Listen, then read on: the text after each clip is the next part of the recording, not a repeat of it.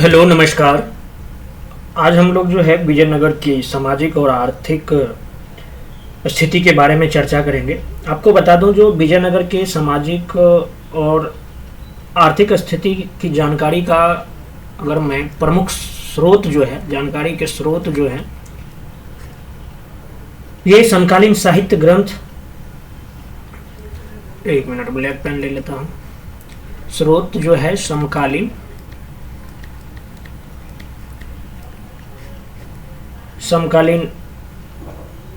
साहित्यिक ग्रंथ,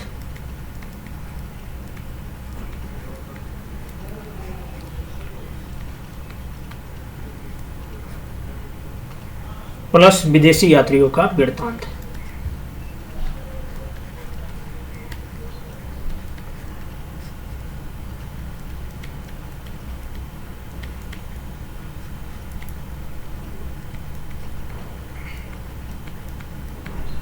वृत्तांत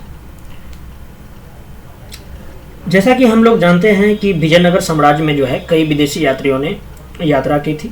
तो उन्होंने जो है विजयनगर की सामाजिक और आर्थिक और राजनीतिक व्यवस्था का जो है विस्तार से वर्णन किया है। तो इन्हीं सब पहलुओं से जो है, इन्हीं सब स्रोतों के आधार पर जो है हम लोग विजयनगर की सामाजिक स्थिति की बात करते हैं। सामाजिक स्थिति जो थी विजयनगर की, सोशल स्टेटस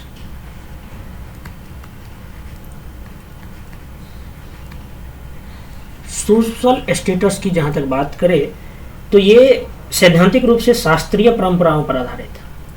और यह जो था भारतीय इतिहास का अंतिम साम्राज्य था, ये भी आपको पता ही है, जो कि वर्णाश्रम व्यवस्था पर आधारित था। इसके बाद वर्णाश्रम व्यवस्था पर आधारित साम्राज्य आपको नहीं मिलेगा। और यहाँ के जो भी विजयनगर के शासक हुए, वो भी जो है इस व्यवस्था को सुरक्षित रखना और समाज के सभी वर्गों की रक्षा करना अपना कर्तव्य समझता था। तो सोशल स्टेटस में बात करें तो वर्णाश्रम यहाँ पे रहा है, वर्णाश्रम व्यवस्था प्रचलित था।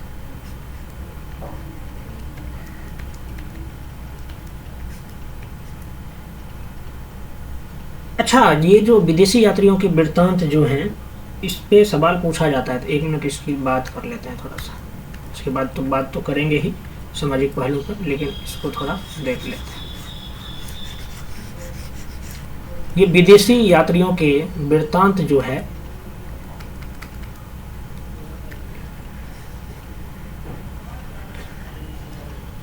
इसमें अगर बात करें तो विदेशी यात्री, कौन कौन से विदेशी यात्री आए थे, कौन कौन से विदेशी यात्री आए थे? तो इब्न बतूता, सवाल सब पूछा गया है इसलिए ये जानना जरूरी है। इब्न बतूता ये मोरक्को के यात्री थे। इसने जो है हरिहर प्रथम के शासनकाल में विजयनगर साम्राज्य में एंट्री लिया था। मोरक्को के थे ये। निकोलो कॉन्टी, आपको मैं बता चुका हूं जो जब साम्राज्य पढ़ा थे जिसके शासनकाल में आया था, लेकिन यहाँ पे एक बार फिर से इसको देख लेते हैं। निकोलो कॉन्टी जो थे,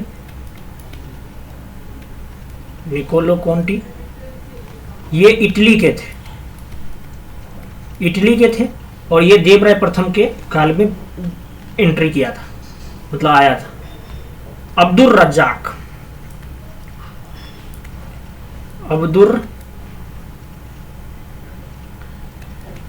अब्दुल रज्जाक जो है ये ईरान के थे। ये जो थे देवराय द्वितीय के दरबार में खुरासन के सुल्तान का दूत बन करके आया था, इसे ध्यान में रखने। उसके बाद बारबोसा, उसका पूरा नाम था डुआर्ट, एक minute, Duarte Barbosa. Duarte Barbosa जो था ये पुर्तगाली अधिकारी था, जो कि कृष्णदेव राय के शासनकाल में विजयनगर आया था। पुर्तगाल से थे ये संबंध। डोमिंगो पायस का नाम सुना होगा आपने, मैं बता चुका हूं सब। यहाँ पे एक बार फिर से रिवीजन के तौर पे देखिए आप। डोमिंगो पायस ये भी कहाँ के थे? पुर्तगाल यात्री थे, पुर्तगाल। ये भी कृष्णदेव राय के समय में विजयनगर की यात्रा की है, लेकिन ये 3 बार यात्रा करता है। डोमिंगो पायस 3 बार यात्रा करता है Vijayanagara. Fernao de Nuniz, Fernao de Nuniz, ये पुर्तगाली यात्री रहता है और इसने भी जो है विजयनगर की यात्रा की है अच्युत देव राय के शासनकाल में। और एक सीजर फ्रेडरिक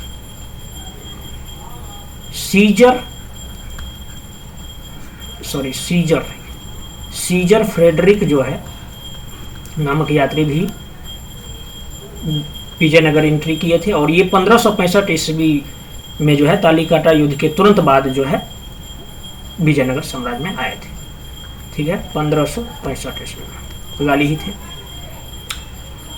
तो ये जो है विदेशी यात्रियों के बारे में हम लोग बात करें।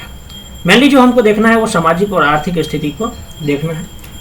तो सामाजिक स्थिति पर पहले एक बार चर्चा कर लेते हैं। सामाजिक स्थिति,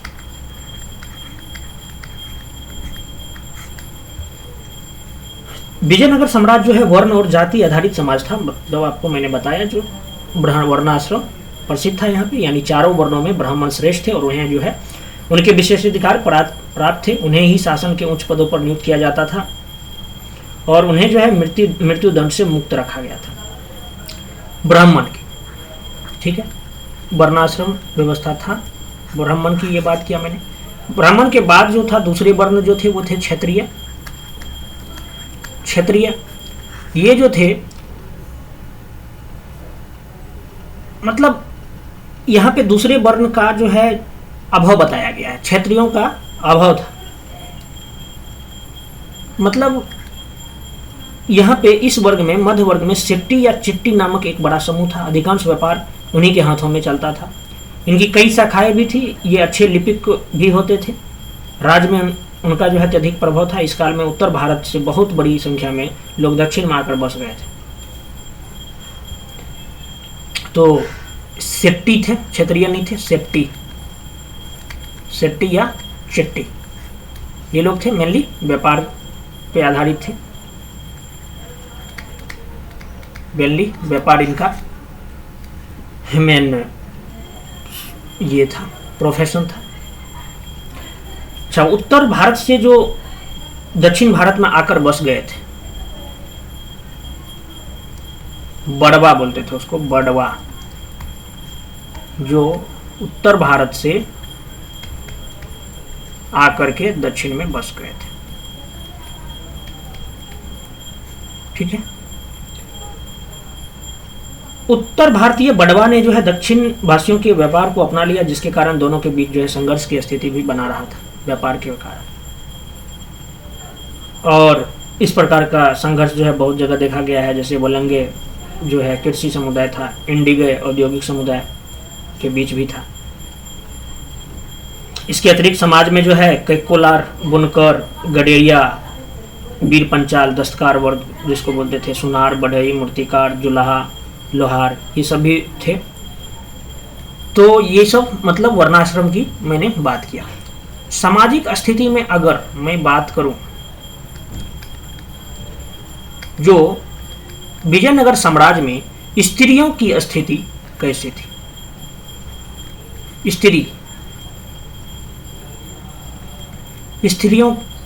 स्त्रियों की स्थिति की बात करें अगर, तो स्त्रियों की स्थिति जो थी ये संतोषजनक थी। इन्हें जो है लिपिक, अंगरक्षिका, ज्योतिषी, संगीतकार जैसे कार्यों में संलग्न किया जाता था। संगीत तथा नृत्य की भी उन्हें शिक्षा दी जाती। समाज में गणिकाओं को महत्वपूर्ण स्थान प्राप्त था। बाल विवाह, दहेज प्रथा, विधवा विवाह और बहुपत्नी प्रथा ये प्रचलन में था। ध्यान रखिएगा, बाल विवाह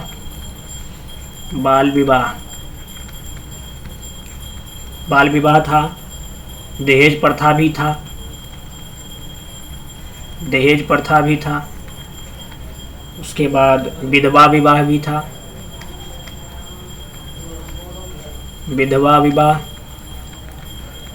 प्रचलित था, बहुपत्नी प्रथा भी था। एक से ज्यादा पत्नी भी रख सकते थे, बहु पत्नी प्रथा।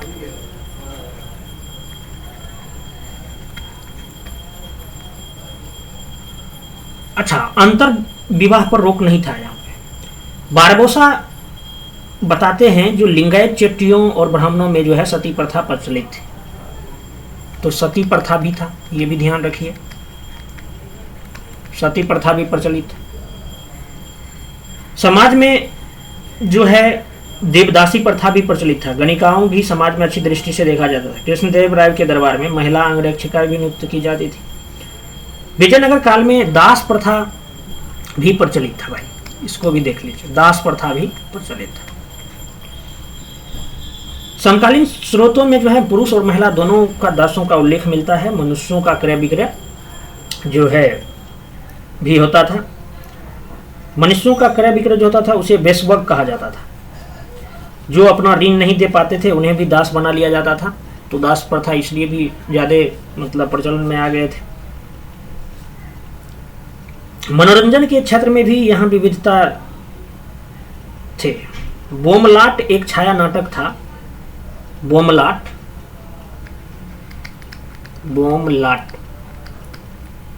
यह एक छाया नाटक था।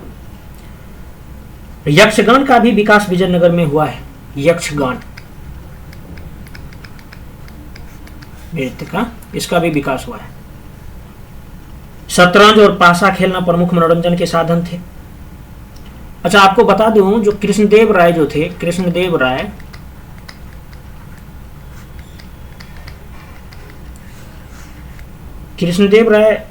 शतरंज खेल में जो है विशेष रुचि रखते थे। शतरंज में ध्यान रखिएगा, एक बार रेलवे पूछा था। विजयनगर के काल में मंदिर और मठ शिक्षा के प्रमुख केंद्र थे, जहां की ब्राह्मण विद्वानों द्वारा लोगों को शिक्षा दी जाती थी। पुराण अध्ययन भी होता था यहाँ पे। आयुर्वेद शास्त्र, पुराण अध्ययन ये सब भी प्रचलन में था। तो मेनली यही समाज की स्थिति थी। अब हम लोग बात कर लेते हैं आर्थिक इकोनॉमिक स्टेटस की, आर्थिक स्थिति की। आर्थिक स्थिति, आर्थिक स्थिति की जहां तक बात करें तो इनमें विजयनगर साम्राज्य जो था, आर्थिक दृष्टि से अगर देखा जाए तो यह एक समृद्धशाली राज्य था। हम बोल सकते हैं जो विजयनगर साम्राज्य एक समृद्धशाली राज्य था। समृद्धशाली राज्य, क्योंकि बहुत सारे विदेशी यात्रियों ने जो है विजयनगर की समृद्धि की काफी प्रशंसा की है। विजयनगर साम्राज्य की अर्थव्यवस्था का जो मुख्य आधार था, अर्थव्यवस्था का मुख्य आधार कृषि था।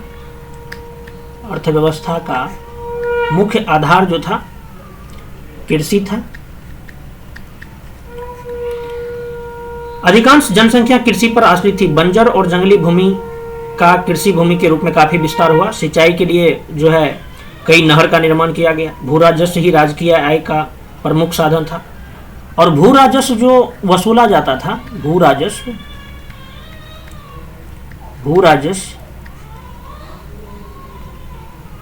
ये 1/6 भाग भूमि कर के रूप में लिया जाता था। भू राजस्व, भूमि का विभाजन जो है कैसे किया गया था? भूमि का विभाजन देख लेते हैं। भूमि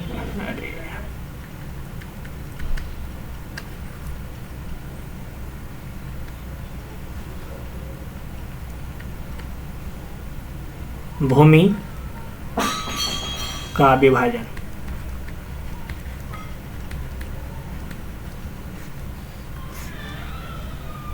भंडारवाद ग्राम, ये भूमि का नाम है भाई। भंडारवाद ग्राम ये राज्य के नियंत्रण वाली भूमि होते थे। भंडारवाद ग्राम, ब्रह्मदेव या देवदेव या मठापुर भूमि, मठापुर भूमि ये जो होते थे धार्मिक सेवाओं के बदले जो है मंदिर, मठ या ब्राह्मणों को दान में दी गई भूमि होते थे। ये चीज आपको याद रखना है।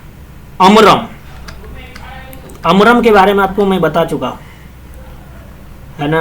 अमरम न्यायांकर व्यवस्था जब बता रहे थे, तो अमरम जो भूमि का प्रकार था, ये सैन्य और असैन्य अधिकारियों को उनकी सेवा के बदले में दी जाते थे। उसके बाद उम्बली, उम्बली ये विशेष सेवाओं के बदले दी गई लगान मुक्त भूमि थी, विशेष सेवा के बदले दिया जाता था। उसके बाद एक भूमि का प्रकार था रत कोडगे। रत कोडगे ये जो थे युद्ध में शौर्य प्रदर्शन करने या मृत्यु होने की स्थिति में जो है उनके परिवार को दी जाने वाली लगान मुक्त भूमि थी। ये रत कोडगे शहीद परिवार को दिया जाता था, ठीक है। कुटग्गी पट्टे पर दी गई भूमि को कुटग्गी बोलते थे। कुटग्गी पट्टे पर जो भूमि दी जाती थी, पट्टे वाली भूमि को कुटग्गी बोलते थे, ठीक है। ये भूमि मेनली जो है आर्थिक जो अर्थव्यवस्था जो चलता था वो कृषि पर आधारित ही था। व्यापार भी था, ऐसा नहीं है जो व्यापार नहीं था। तो व्यापार की भी बात कर लेते हैं थोड़ा सा। व्यापार, ये तो कृषि की बात थी, अब व्यापार की करते हैं। व्यापार, अर्थव्यवस्था में व्यापार का क्या योगदान था। विजयनगर साम्राज्य में व्यापार वाणिज्य काफी उन्नत व्यवस्था में था।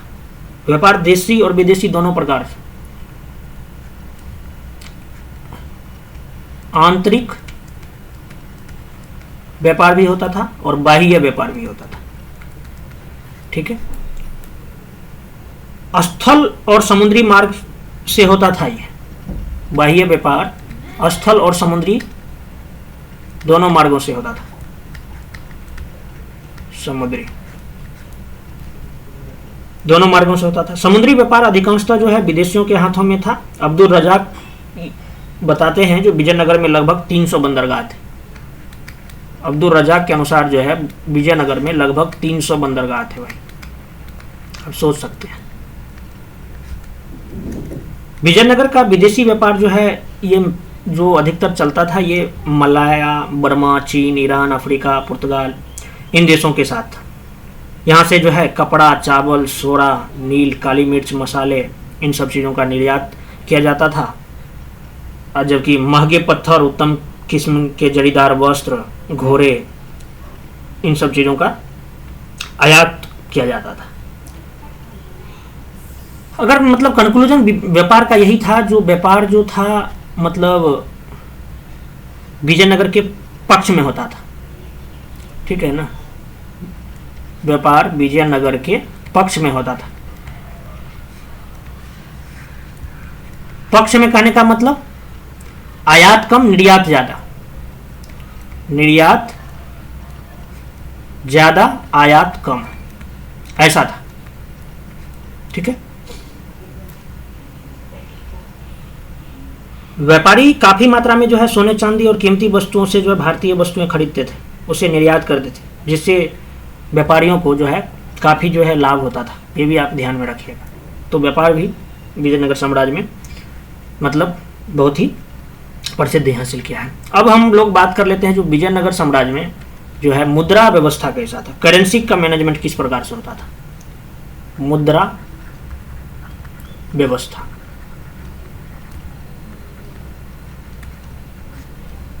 Currency management.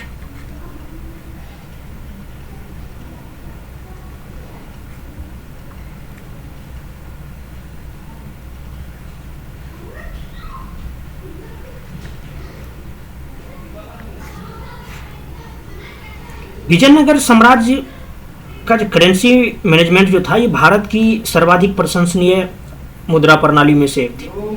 यहाँ स्वर्ण धातु के सिक्के जो थे काफी प्रचलित थे। स्वर्ण धातु के सिक्के,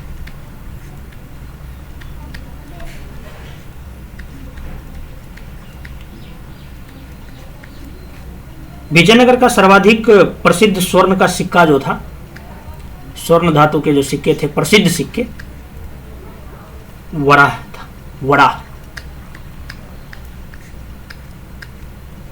जिसे विदेशी यात्रियों ने इस बराह को जो है हून, प्रदोष या पगोरा इन नामों से भी उल्लेख किया है। हून, विदेशी यात्री प्रमुख रूप से यह सब नाम दे दिए हैं। हून, प्रदोष, पगोरा,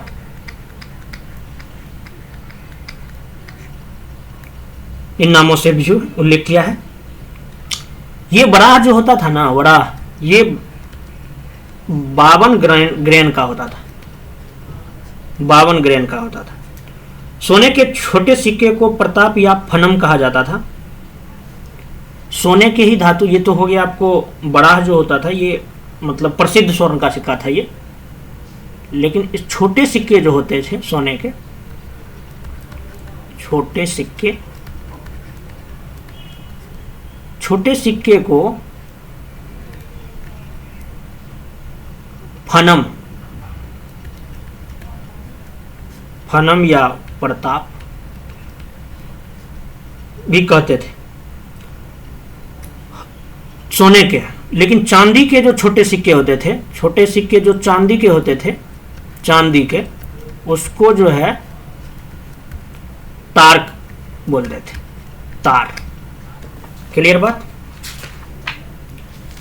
विजयनगर साम्राज्य के सिक्कों से जो है वहां के नरेशों के धार्मिक विश्वासों का पता चलता है, सिक्कों से।